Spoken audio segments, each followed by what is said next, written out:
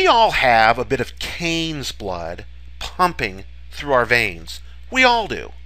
When the acceptance we desire is withheld from those with whom we want an in, some in crowd, we don't like it, and so we're tempted to anger. If we cave to this temptation in our anger, more often than not, we don't cope too well. We sin. We may not sin exactly in the way of Cain, but the craving to do so still pulses. What causes the fights and quarrels among you?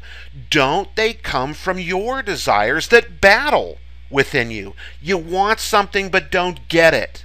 You kill and covet, but you cannot have what you want. You quarrel and fight. In response to this kind of way of Cain quarreling, God inspired the Apostle Paul to write the correct way to cope that we find in our current and extended section of 1 Corinthians. Of all the supposed correct ways to cope, we limit our open-mindedness to the mind of Christ. We want to learn the way of Christ. Christ's way is the correct way of coping. And good news, it's very learnable. For we do not write you, says Paul, anything you cannot read or understand. And also good news, it's very reliable. Not just because Christ is God, but also because Christ is human. Though he walked on water, he also walked in our skin. For we do not have a high priest who was unable to sympathize with our weaknesses, but we have one who has been tempted in every way, just as we are, yet was without sin. Let's begin learning the reliable way of Christ from 1 Corinthians 1, 26 through 31. But first, we'll quickly revisit the final verse of last lesson to get the rejection by an in-crowd or two that tempted these Corinthians to go the way of Cain. All right, 1 Corinthians chapter 1, verse 25. For the foolishness of God is wiser than man's wisdom, and the weakness of God is stronger than man's strength. Okay, how exactly is this rejection of the Corinthians by an in-crowd or two? Isn't this the Apostle Paul's inspired response, seasoned with sarcasm, to certain in-Gentiles and certain in-Jews who withhold acceptance of the message of the cross of Christ? Aren't they rejecting this message as a vain use of faith on the grounds of foolishness and weakness, and not these Corinthians? Well, from their point of view, only a bozo would believe such a message. Brothers, begins verse 26, think of what you were when you were called. Called meaning picked by someone. Called meaning acceptance not withheld by someone. Called meaning not rejected by someone. Called, you ask? By whom? Why? And what for? Well, think of what you were when you were called. Not many of you were wise by human standards. Not many of you were influential, a type of power, but again, by human standards. Not many of you were of noble birth, ditto. But God, there's the by whom you were called, a divine by whom. God called you. God picked you. God didn't reject you. But God chose the foolish things of the world. Of in this context means according to.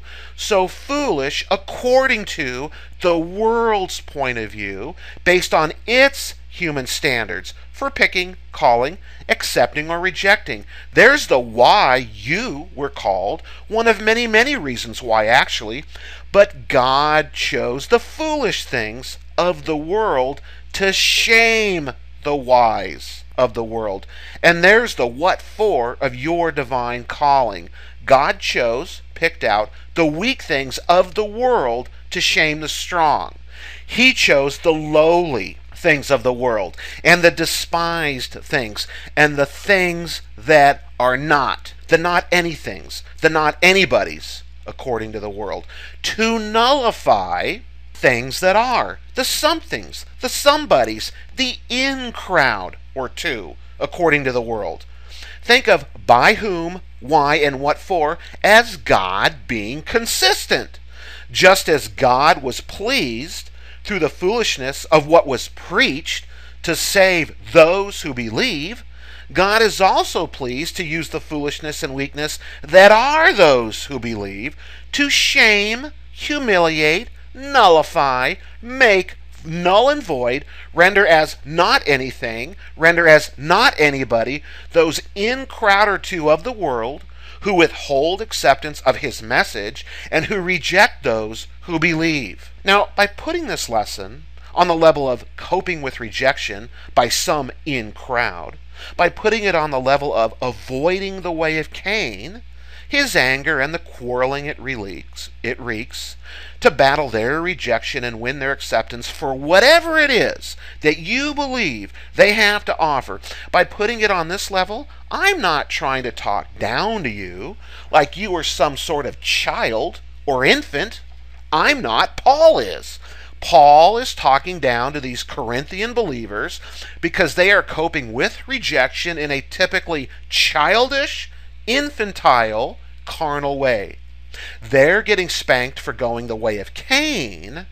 We're getting the correction to go the way of Christ. We will fully explore their typically childish, infantile, carnal behavior and the way of Christ next lesson. But for now, let's ask our Christian selves. Let's test our bozo selves. How have we been coping to date with the rejection from the in crowds of the world, being denied whatever it is that we believe they have to offer? How have we been coping when the Greg Marmalards of the world reject us to pledge to their fellowship? How have we been coping when we are the Caddyshack and they are the Clubhouse? When we are the Three Stooges and they are the three best friends your car ever had? When we are buy one, get one free, and they are, if you have to ask, you can't afford one? When we are served in a bucket and they are served in fine dining establishments? When we are the world's ugliest and they are best in show? When we are the goose that's cooked and they are the one that lays the golden Fabergé? When we are Noah, carpenter of cubits, and they are the Nephilim, heroes of old, men of renown? When we are Moses, banished to the desert, and they are Pharaoh, king of all Egypt? When we are Gideon, hiding in a cave, and they are the Midianite armies? When we are Ruth, a Moabite foreigner, and they are the daughters of the land? When we are Samuel, just weaned, and they are the incumbent Eli, Hophni, and Phinehas? When we are David, Jesse's last pick, and they are Goliath, the Philistines' champion? When we are Esther, Queen Vashti's replacement, and they are Haman, the hangman? When we are Daniel, a spoil of war, and they are Nebuchadnezzar, the head of gold? When we are in Christ, and they are of the kingdom of darkness? Next lesson, we'll explore the typically childish, infantile, and carnal way of coping, the way of Cain, and compare it to Paul's inspired correction of it, that is, the way of Christ.